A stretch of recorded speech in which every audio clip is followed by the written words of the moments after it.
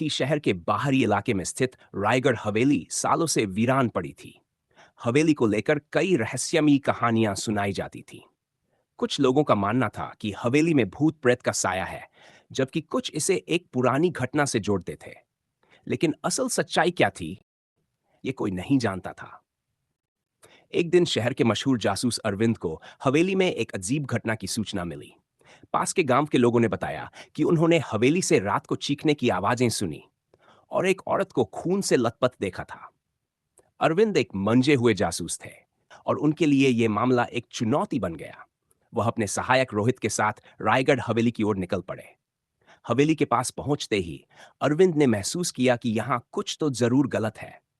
हवेली के अंदर जाने पर एक भारी सन्नाटा पसरा हुआ था। हर तरफ धूल और मकड़जाल थे, जिससे साफ था कि यहां काफी समय से कोई नहीं आया था।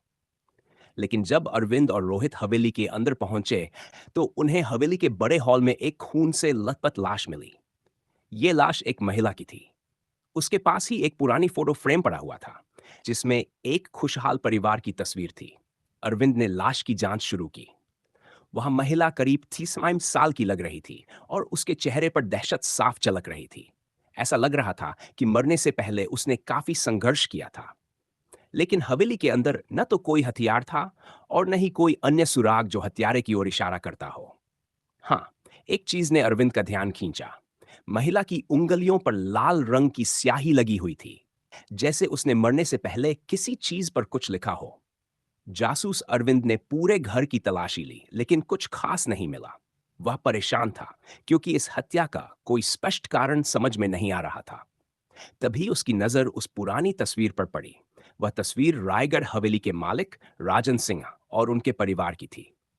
राजन सिंह का परिवार एक रहस्यमयी तरीके से 20 साल पहले गायब हो गया था और तब से ही हवेली वीरान पड़ी थी। अरविंद ने राजन सिंह के बारे में और जानकारी जुटाई। उसे पता चला कि राजन सिंह की एक बेटी थी, जिसका नाम निशा था। निशा के गायब होने के बाद से कोई उसके बारे में नहीं जानता था। अरविंद का शक अब इस बात पर बढ़ने लगा कि कहीं यह महिला निशा तो नहीं। अरविंद ने जांच को आगे बढ़ाया और राजन सिंह के पुराने नौकरों और करीबी लोगों से बात की।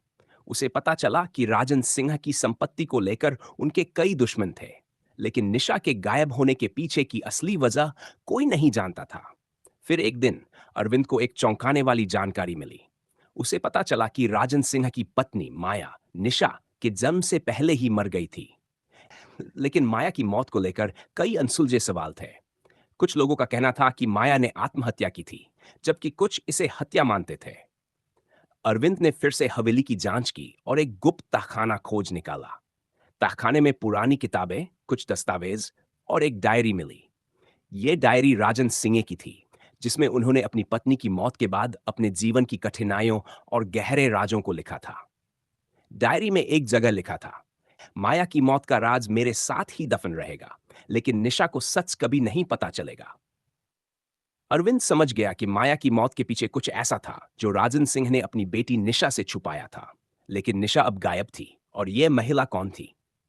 जांच के दौरान अरविंद को निशा के एक पुराने दोस्त का पता चला, जिसने बताया कि निशा को अपने पिता से बेहद नफरत थी, क्योंकि उसे शक था कि उसकी मां की मौत के पीछे उसके पिता का ही हाथ था। यह बात निशा के गायब होने की वजह से जुड़ती हुई लगने लगी। अरविंद को अब यकीन हो गया था कि जो महिला मरी हुई मिली थी, वह निशा ही थी।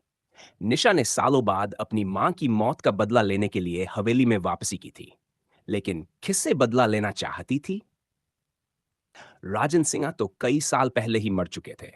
तभी अरविंद को अचानक याद आया, निशा की उंगलियों पर लगी लाल स्याही। वह दौड़ते हुए लाश के पास गया और उस महिला की उंगलियों को ध्यान से देखा। निशा ने अपनी आखिरी सांसों में कुछ लिखने की कोशिश की थी। उसने जमीन पर खून से विजय लिखा था। विजय कौन था? अरविंद ने जल्दी से विजय नाम के किसी शख्स के बारे में जानकारी जुटाई और पता चला कि विजय राजन सिन्हा का विश्वासपात्र नौकर था। वही नौकर जिसने निशा की मां माया की हत्या की थी और निशा को भी मारने की कोशिश की। निशा ने सालों बाद इस राज को जान लिया था और विजय का पीछा करते हुए हवेली में पहुंची थी।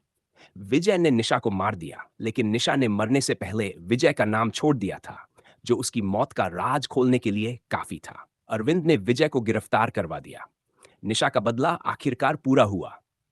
और रायगढ़ हवेली की रहस्यमयी कहानी का अंत हो गया।